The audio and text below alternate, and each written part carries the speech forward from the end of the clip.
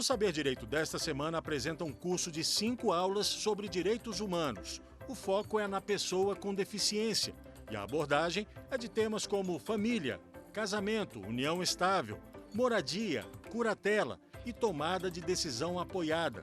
As aulas são com a professora Luciana Mussi.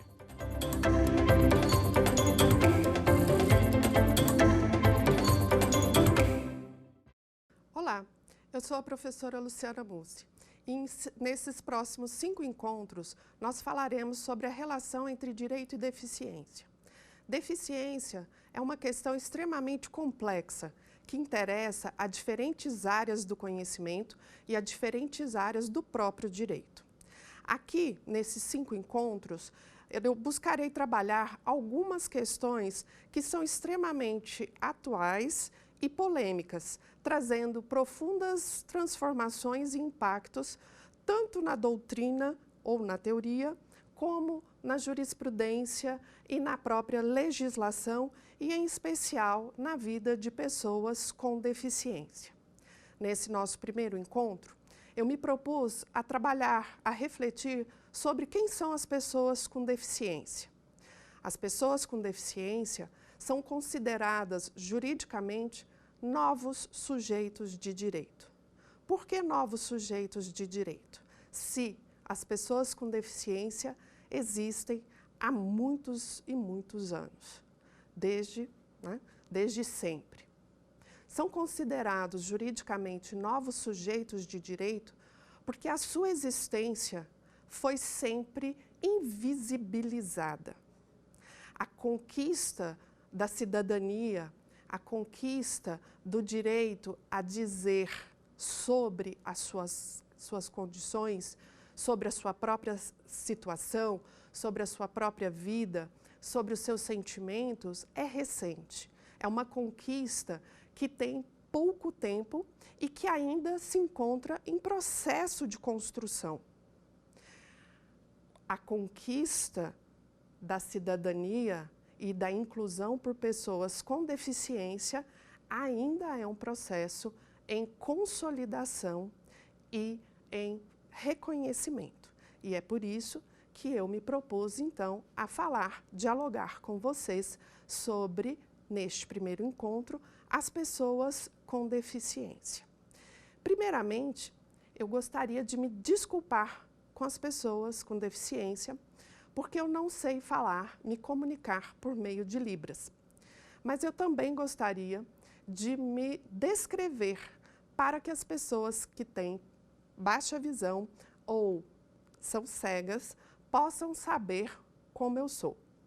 Eu sou uma mulher de meia idade, morena, com sobrepeso, cabelos e olhos castanhos, mineira, e me propus, então, a estar aqui dialogando com vocês, alunos interessados, profissionais, pela questão da deficiência e, sobretudo, na questão de como algumas áreas do direito lidam com a deficiência, protegem as pessoas com deficiência.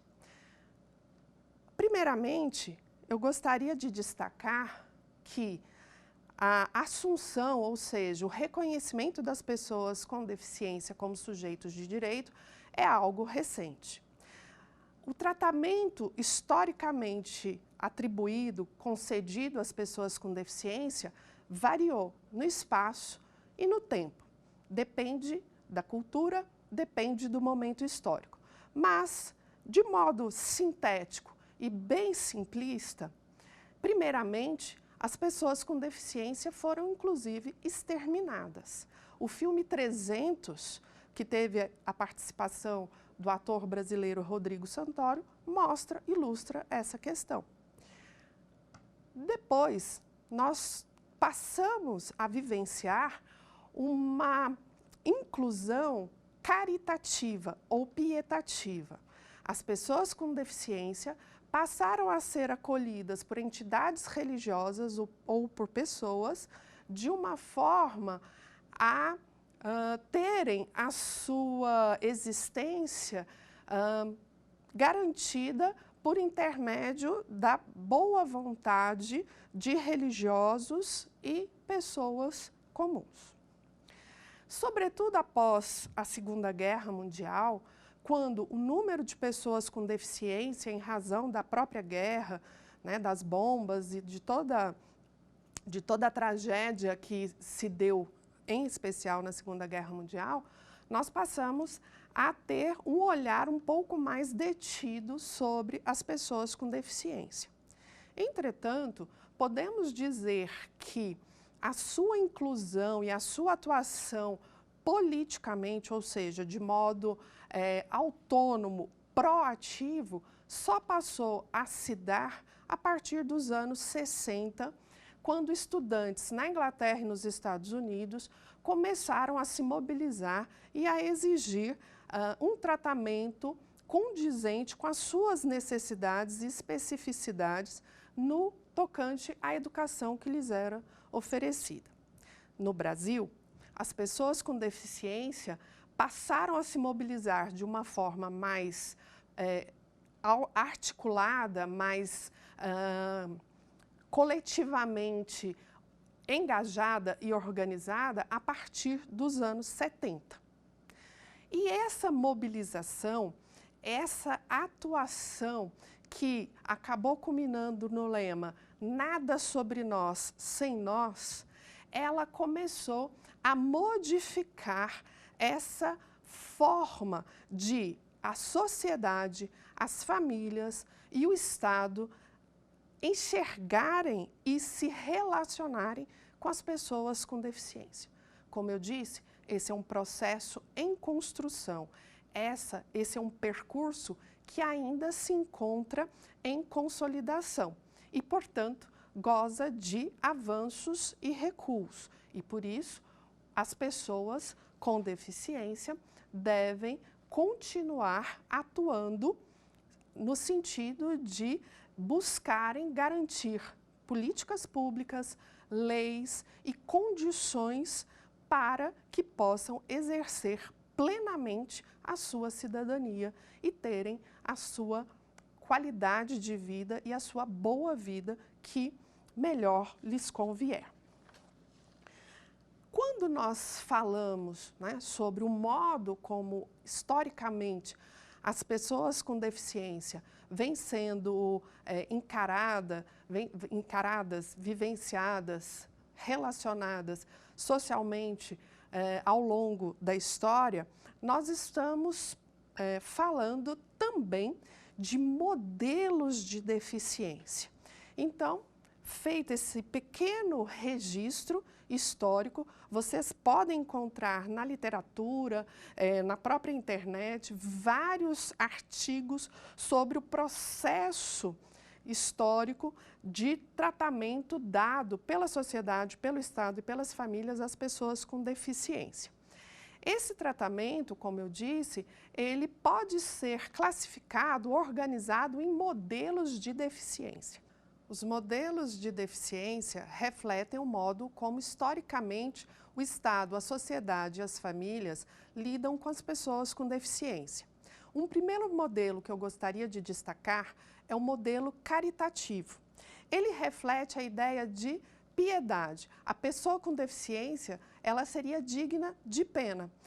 Pena porque ela não consegue andar sozinha, pena porque ela, coitada, nunca vai se casar, aquele aleijado, né? Então, as pessoas, historicamente, entendiam que as pessoas com deficiência, e o próprio Estado também assim tratavam esse grupo, esses indivíduos, como pessoas que seriam incapazes e dignas apenas de tão somente de cuidados, sem que pudessem inserir-se no mercado de trabalho ou no mundo da educação, por exemplo.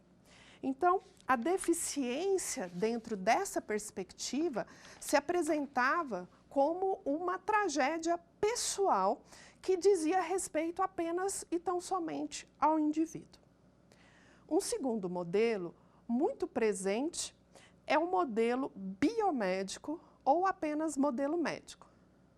Ele também assume que a deficiência é uma questão do indivíduo, é um problema de caráter pessoal.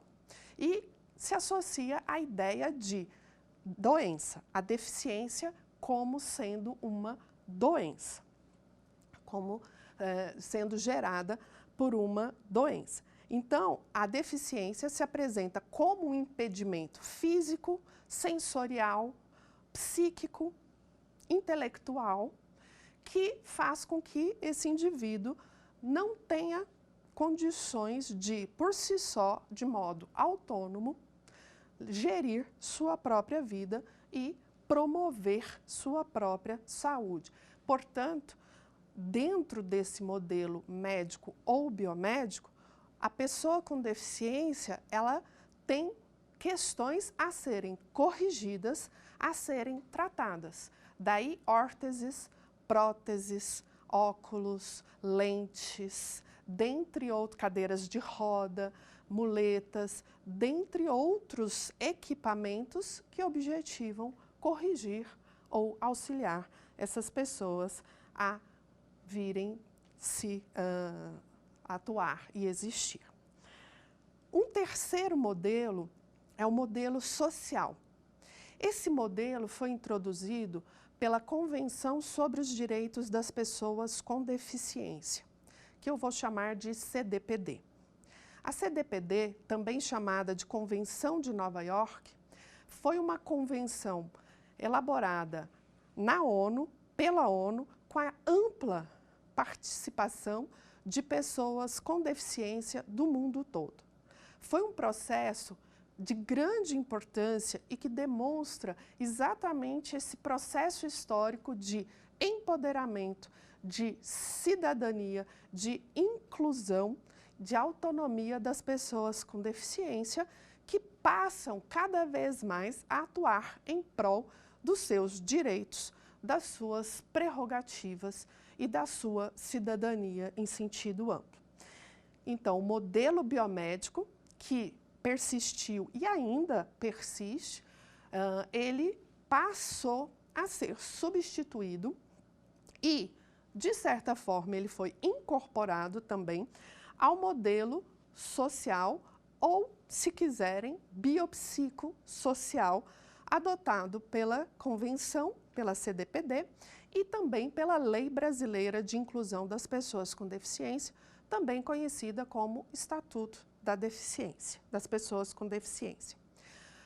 O modelo social, ele avança em relação aos modelos anteriores, pois ele sai da esfera individual e passa a reconhecer as contribuições ou a parcela de responsabilidade que a sociedade e o Estado e as famílias possuem na manutenção da deficiência ou na forma de se conceber a deficiência.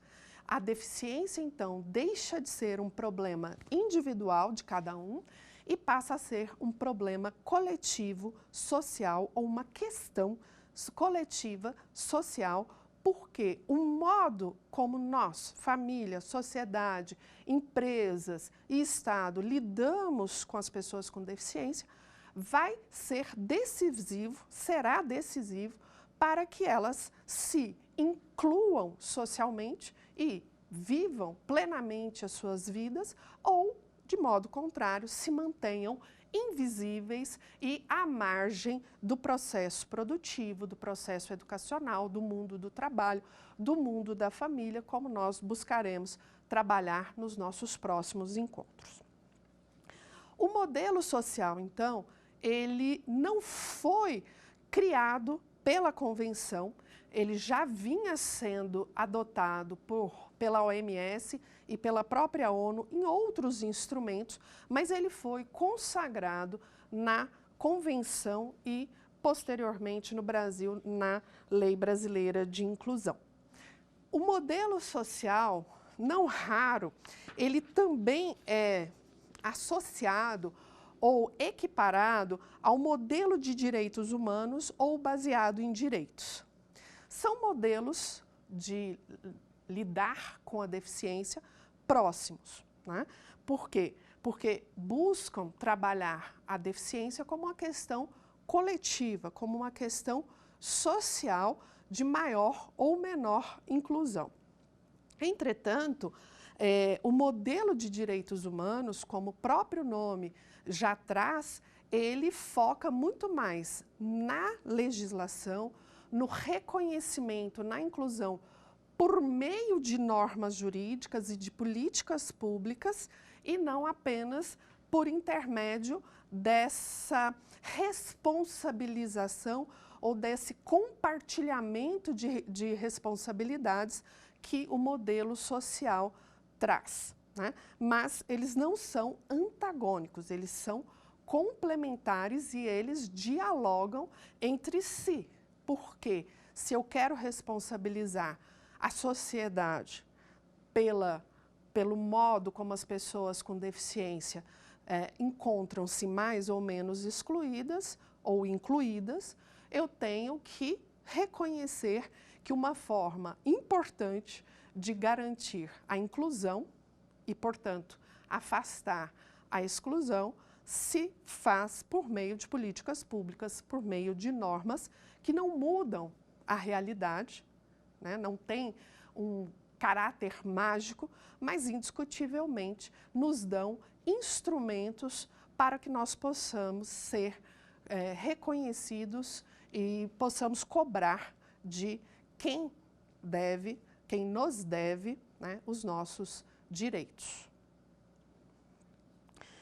Nessa perspectiva, e um último modelo ainda de deficiência, que também dialoga e se articula com o modelo social e o modelo baseado em direitos humanos, é o modelo interacional ou biopsicossocial de deficiência.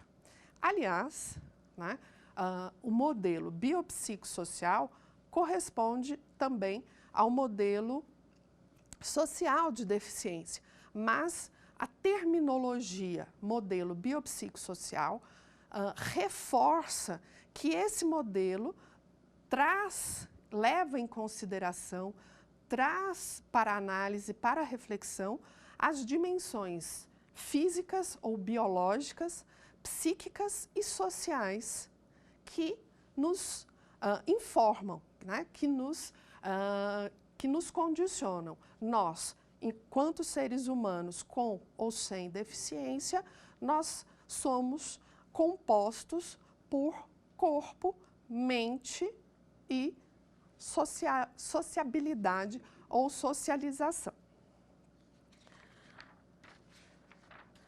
Bem, eu mencionei a Convenção sobre os Direitos das Pessoas com Deficiência, que é um instrumento elaborado pela ONU em 2006.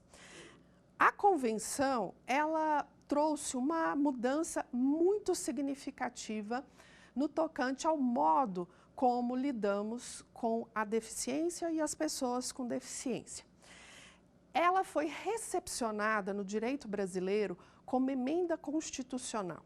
E isso dá uma grande força para para o seu teor, para os seus comandos, para as suas normas, porque ela equivale a normas constitucionais, né? O seu conjunto normativo corresponde a normas constitucionais e, portanto, informa as normas infraconstitucionais.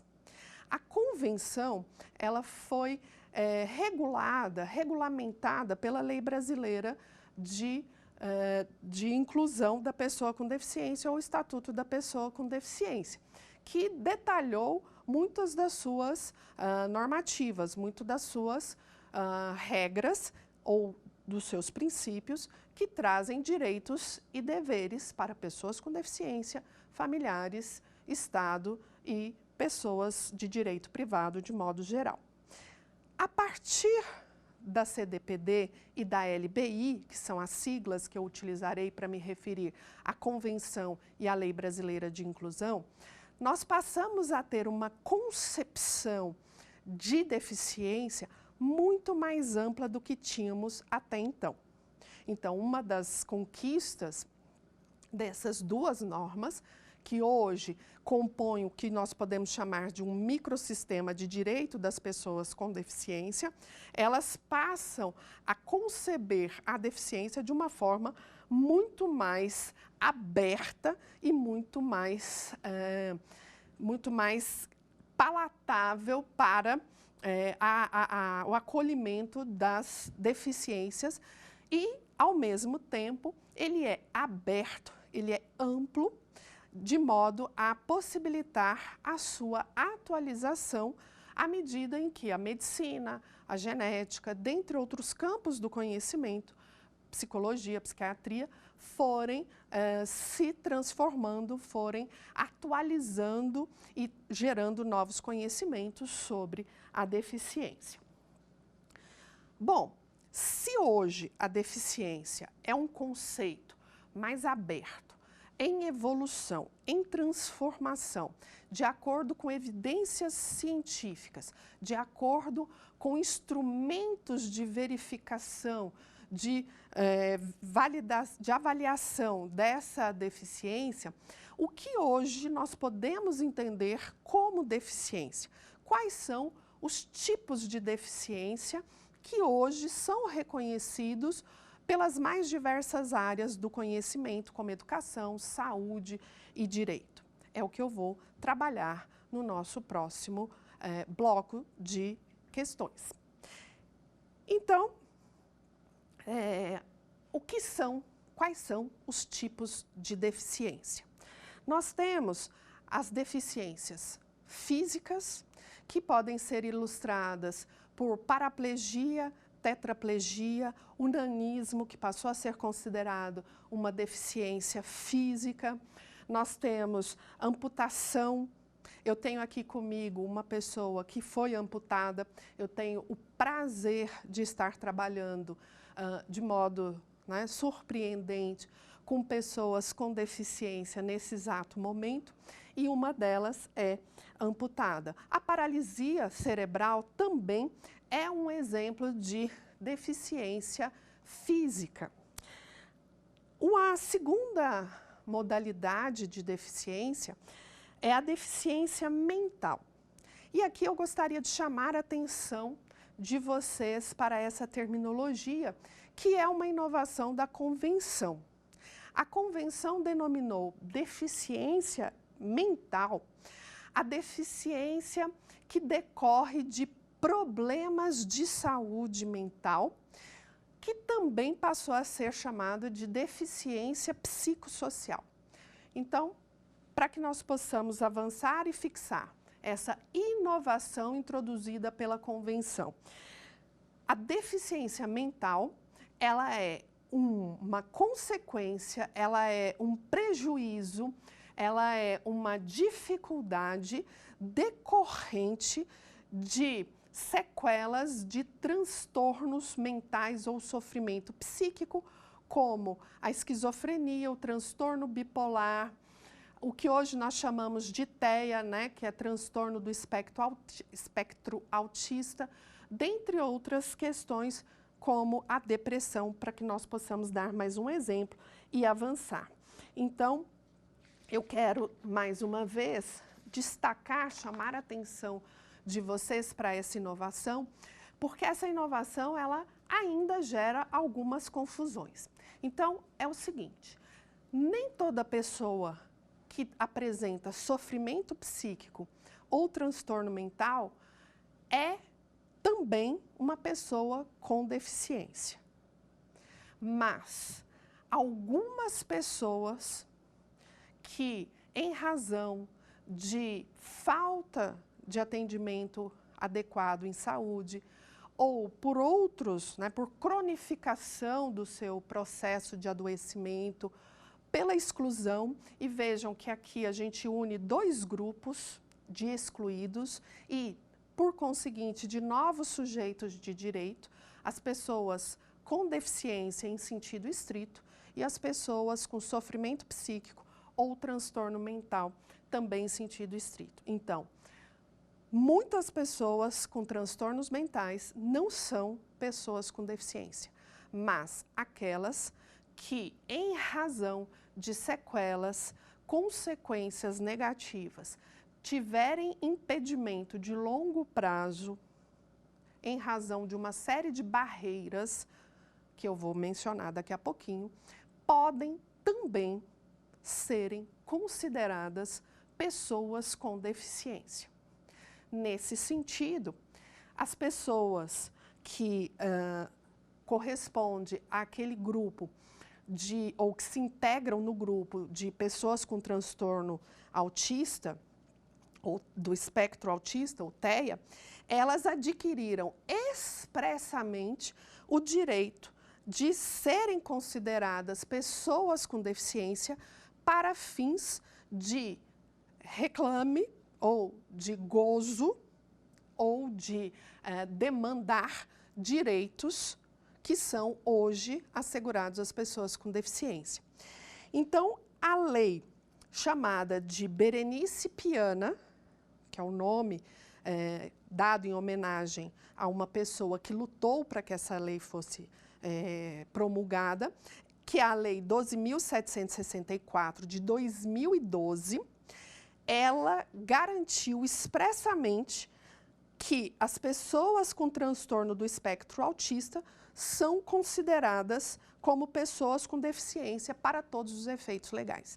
Isso é uma conquista deste subgrupo, ou dessa categoria, das pessoas com TEA, que se faz no sentido de fortalecer a sua luta e garantir a sua inclusão social por intermédio dessa equiparação ou dessa consideração como pessoas com deficiência.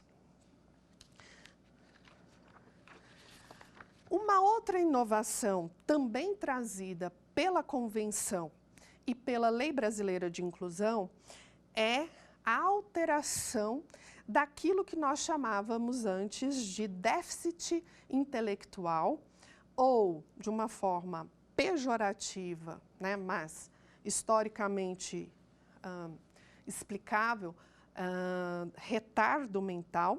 Nós temos, então, uma terceira categoria de pessoas com deficiência, que são as pessoas com deficiência intelectual.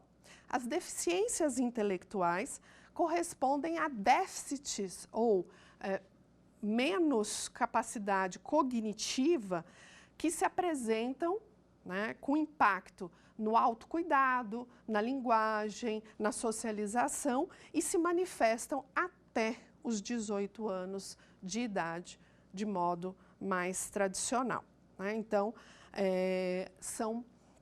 essa também é uma mudança importante, uma inovação introduzida por intermédio da Convenção e que foi replicada, incorporada pela LBI. Por fim, já caminhando para o final dessa classificação sobre os tipos de deficiência, nós ainda vamos ter um grupo denominado de deficiência sensorial, onde nós vamos ter as pessoas com deficiência visual e as pessoas com deficiência auditiva e as suas diferentes nuances, suas diferentes caracterizações, né?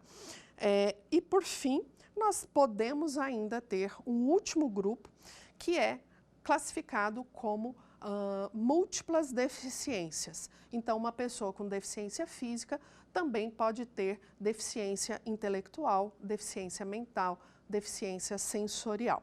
Então, com isso, nós terminamos a classificação sobre os tipos de deficiência. Essa classificação, mesmo neste momento, ela ainda é uma classificação baseada no modelo médico ou biomédico. Ou seja, ainda prevalece, em razão das normas que ainda estão vigendo, a classificação ou enquadramento da pessoa com deficiência a partir de critérios biomédicos, ainda a partir de uma avaliação que foca na doença, que foca na ausência, que foca nas limitações que esses indivíduos venham a apresentar. Bom, eu falei agora sobre os tipos de deficiência. Esses tipos de deficiência, para serem devidamente considerados, avaliados, protegidos, eles requerem avaliação. A avaliação, tal como a Convenção e a LBI vêm reconhecendo, ela se faz de um modo muito mais aberto, muito mais amplo, muito mais integrado do que apenas a avaliação médica ou biomédica. Então, uma outra importante inovação trazida pela Convenção e pela Lei Brasileira de Inclusão é o modo como se avalia a deficiência. E é sobre isso que eu vou falar na sequência. Qual é a inovação, então, introduzida pela Convenção e pela Lei Brasileira de Inclusão da Pessoa com Deficiência em relação à avaliação da deficiência? A inovação é a seguinte: ela deixa de ser, como eu já adiantei anteriormente, de caráter exclusivamente médico e passa a ser de caráter biopsicossocial. A avaliação que antes era feita exclusivamente por profissional da medicina, ela passa a ser feita também por profissionais de psicologia, de serviço social ou de outras áreas que se fizerem necessárias.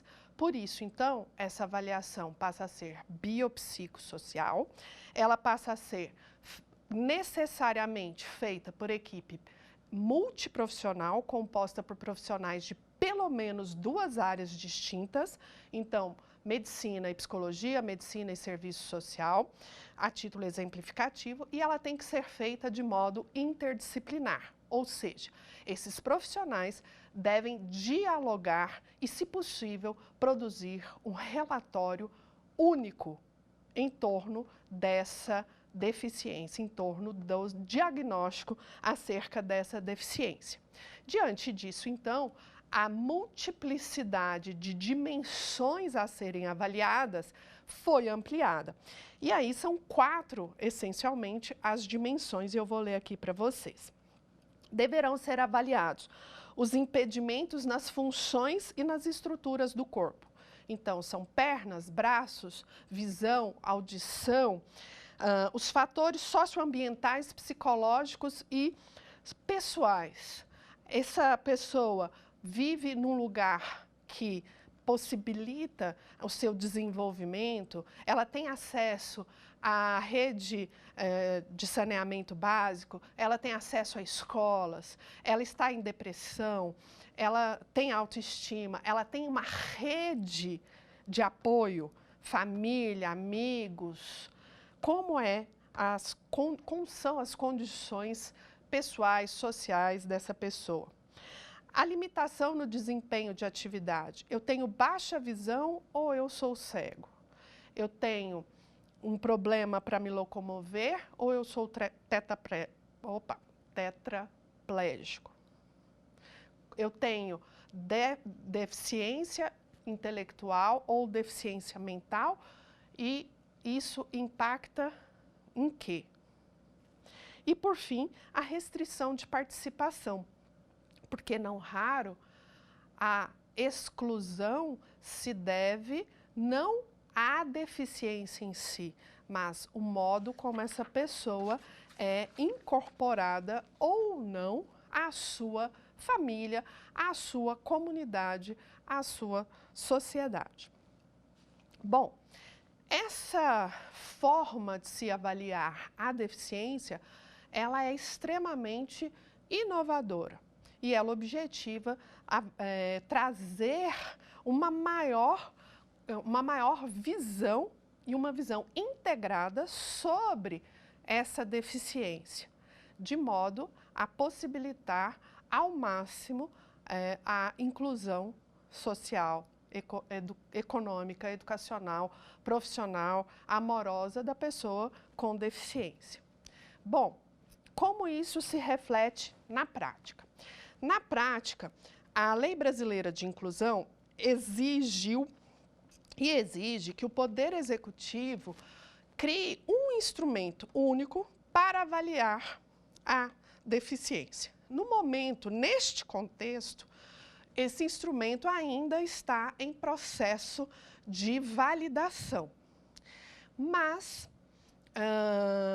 várias rodadas, várias etapas já foram concluídas e elas objetivam construir, por exigência legal, mas, sobretudo, para facilitar a vida das pessoas com deficiência, um instrumento único que dê conta de atender às exigências do poder público, da vida do indivíduo, da iniciativa privada, enfim, de quem precisar dessas informações, em especial das próprias pessoas com deficiência. No momento atual, são vários os instrumentos utilizados, muitos deles não se conversam e as pessoas com deficiência, ora, são reconhecidas como tal, ora não são, e passam por uma série de restrições, de impedimentos que impactam negativamente na sua existência em razão dessa pluralidade de critérios adotados pelos diferentes órgãos, pelas diferentes instituições e instâncias públicas e privadas. Então, em razão disso e ciente disso, o Poder Executivo vem realizando vários esforços no sentido de criar um instrumento único que é hoje denominado Índice Funcional Brasileiro Modificado. Atualmente, essa é a denominação utilizada. Já foram feitas outras iniciativas em torno dessa mudança importantíssima. Não é? Eu não posso ser deficiente para um determinado órgão do Poder Executivo Federal e não ser para um órgão do Executivo Distrital ou Estadual, dependendo de onde você reside. Tá? Nesse sentido, o INSS fez um primeiro esforço de incorporar já as orientações, as determinações da Convenção e da própria lei brasileira, e com isso foi editada a Lei 13.846 de 2019, que buscou já fazer uma primeira experiência no sentido de concretizar os requisitos da avaliação biopsicossocial por intermédio das avaliações daqueles candidatos à aposentadoria por invalidez ou benefício por doença, né? Ou aposentadoria por doença. Então, dentro dessa perspectiva, a avaliação biopsicossocial feita por equipe multidisciplinar e de modo integrado interdisciplinar se apresenta como uma das grandes conquistas e um dos grandes avanços trazidos pela Convenção e pela Lei Brasileira de Inclusão. Bem, quem são, então, as pessoas com deficiência?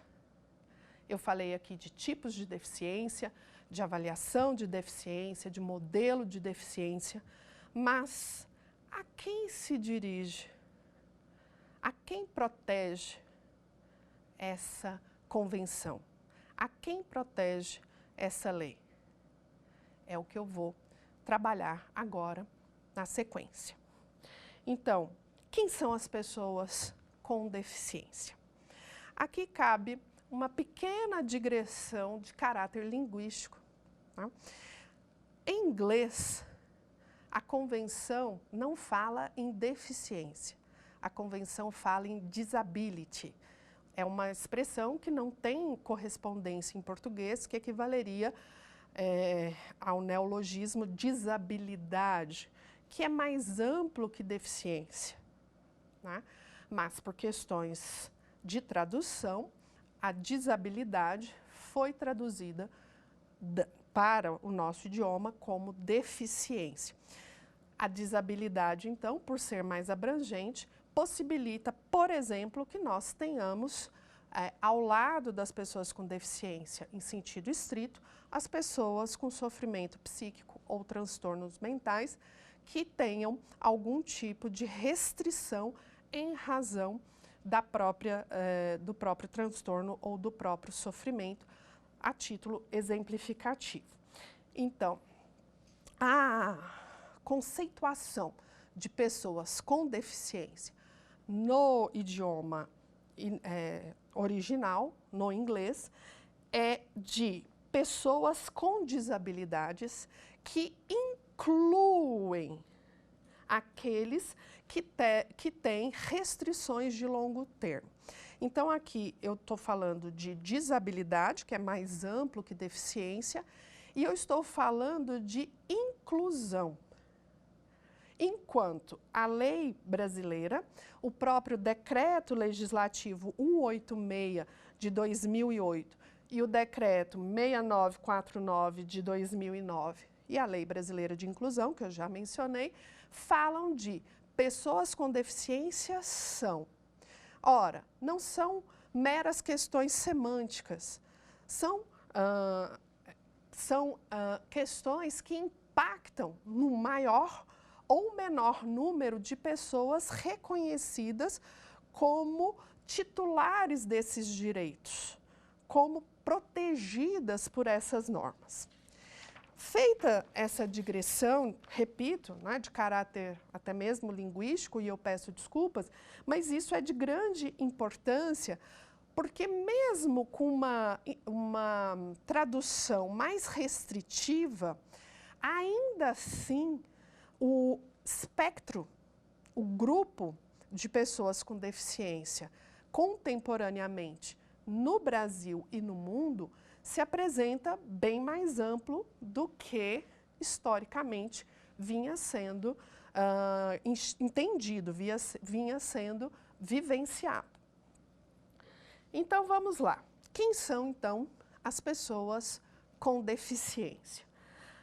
As pessoas com deficiência são aquelas que, independentemente de sua cor, de seu gênero, de sua orientação sexual, de sua idade, possuem impedimentos de longo prazo de natureza física, daí a deficiência física, de natureza mental, daí a deficiência mental, psicossocial ou em saúde mental, de longo prazo intelectual, daí a deficiência intelectual, a deficiência sensorial, que pode ser, né, de visão ou audição, e ainda as múltiplas deficiências. Então, pessoas com deficiência são crianças, adolescentes, adultos, idosos, independentemente de sua cor, etnia, origem social, classe, independente da sua orientação, que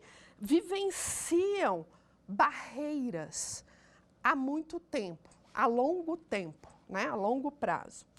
E que interação com essas barreiras podem obstruir sua participação plena e efetiva em sociedade em igualdade de condições com as demais pessoas. Então, como eu disse, essa definição de pessoas com deficiência, ela deixa a esfera individual e passa a abranger uma esfera coletiva social de deficiência. Cabe destacar que eu estou aqui o tempo todo usando a denotação ou termo pessoa com deficiência. Nós temos vários e vários termos, expressões, palavras que nós usamos, né, para nos reportarmos às pessoas com deficiência. Entretanto, a partir da recepção da convenção e a partir da promulgação da Lei Brasileira de Inclusão, a terminologia juridicamente correta, politicamente correta, ideologicamente correta é pessoa com deficiência. não mais portador de necessidades especiais ou pessoas com necessidades especiais, nem pessoa excepcional, nem deficiente, pessoa com deficiência, né? Essas expressões antigas, essas expressões que eu usei agora há pouco, anteriormente, elas atualmente são consideradas discriminatórias, excludentes e, portanto, podem caracterizar preconceito e até mesmo gerar algum tipo de sanção caso venham a ser utilizadas indevidamente. Nós ainda utilizamos a expressão pessoas com necessidades específicas. Entretanto, essa expressão pessoas com necessidades específicas e não especiais se apontam para um grupo que é mais amplo do que a categoria das pessoas com deficiência. Eu posso estar grávida e ter uma necessidade específica. Eu posso ser um idoso sem deficiência e ter uma necessidade específica. Eu posso ter obesidade e ter uma necessidade específica. Então, nem todo mundo que tem uma necessidade específica tem também deficiência. Ficou claro? Bom, busquei aqui, nesse momento, trabalhar com vocês quem são as pessoas com deficiência. Vamos saber quantas elas são no mundo?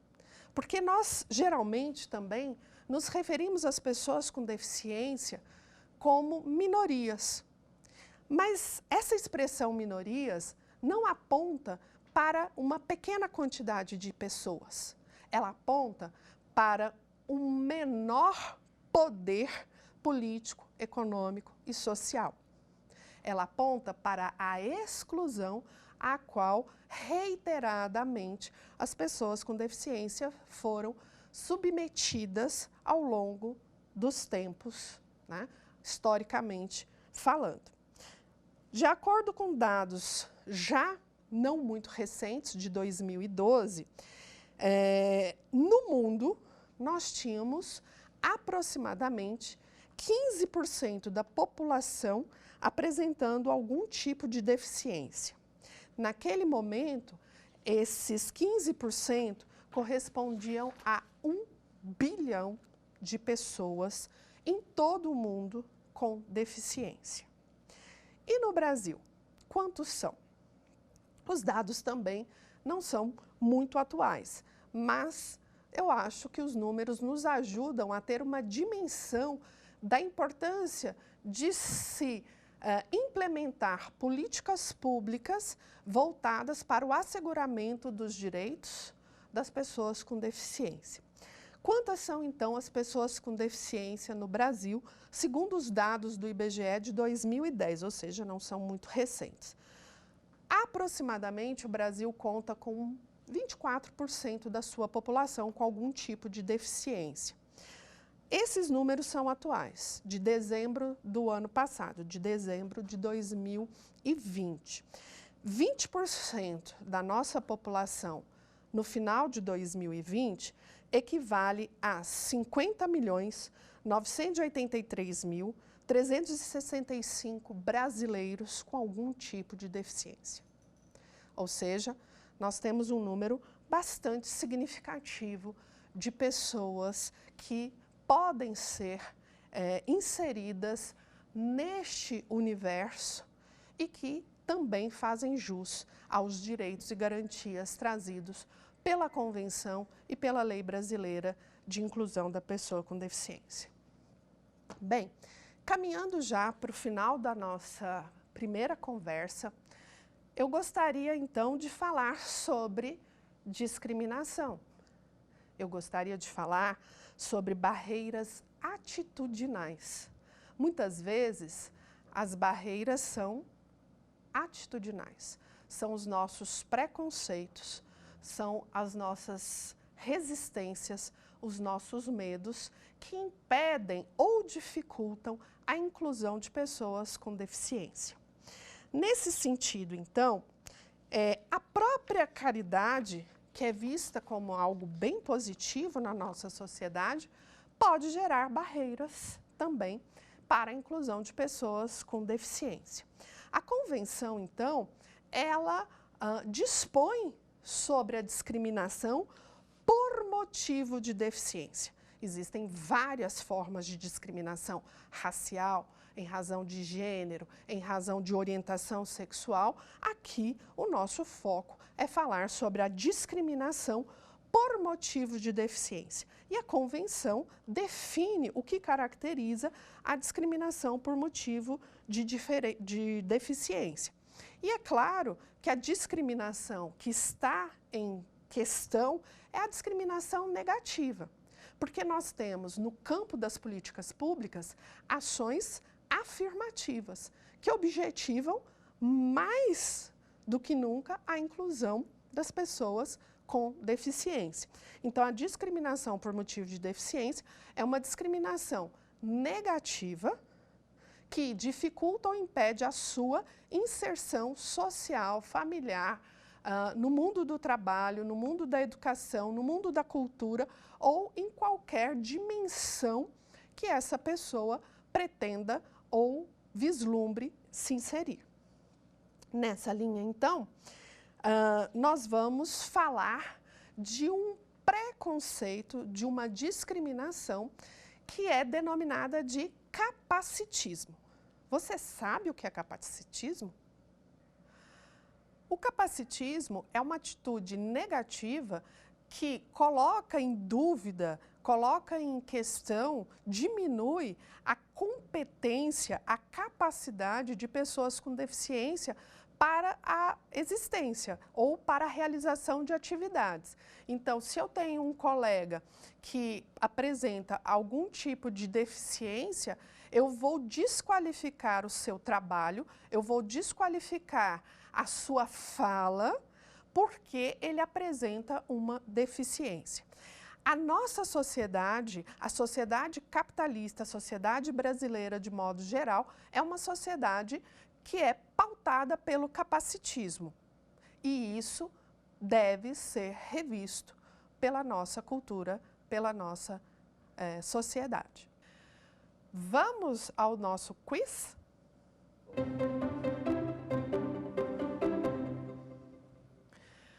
Considera-se pessoa com deficiência aquela que tem impedimento de longo prazo de natureza física, mental, intelectual ou sensorial, o qual, em interação com uma ou mais barreiras, pode obstruir sua participação plena e efetiva na sociedade em igualdade de condições com as demais pessoas. Este conceito reflete o modelo de deficiência. E a resposta certa é a letra B.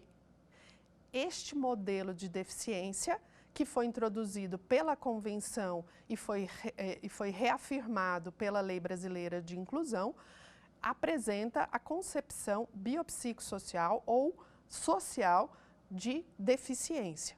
Parabéns para você que marcou a letra B. Vamos à nossa próxima e última questão? Denomina-se a atitude que diferencia e desvaloriza as pessoas com deficiência por meio da avaliação da capacidade corporal ou cognitiva. E a resposta certa para essa questão é a resposta que está na letra A. O capacitismo, que é a concepção de que as pessoas com deficiência são incapazes de apresentar respostas satisfatórias físicas ou cognitivamente sobre quaisquer atos da vida normal. Neste encontro, nós buscamos apresentar o processo histórico de reconhecimento das pessoas com deficiência como novos sujeitos de direito. Para tal, nós abordamos os modelos de deficiência, falamos sobre os tipos de deficiência, falamos também sobre a inovação introduzida pela Convenção e pela Lei Brasileira de Inclusão em relação à avaliação da deficiência, falamos quem são as pessoas com deficiência, quantas são e, por fim, falamos de um tipo importante e específico de discriminação voltado contra as pessoas com deficiência, que é o capacitismo. No nosso próximo encontro, nós traremos outras questões afetas às pessoas com deficiência e seus direitos. Até lá! Quer dar uma sugestão de tema para os cursos do Saber Direito? Então mande um e-mail para a gente, saberdireito@stf.jus.br, ou entre em contato por WhatsApp. O número é esse que aparece na tela. Você também pode acompanhar as aulas pela internet. Acesse tvjustiça.jus.br ou o nosso canal no YouTube, TV Justiça Oficial.